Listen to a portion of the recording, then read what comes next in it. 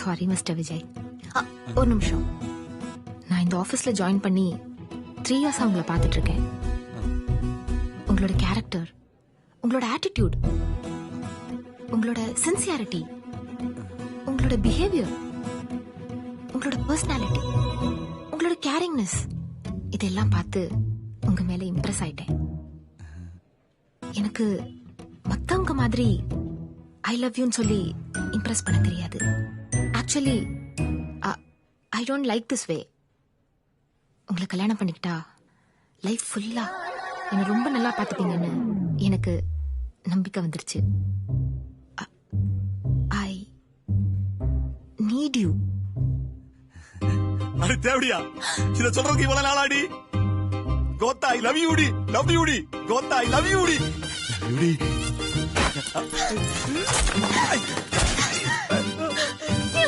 முழிக்காத.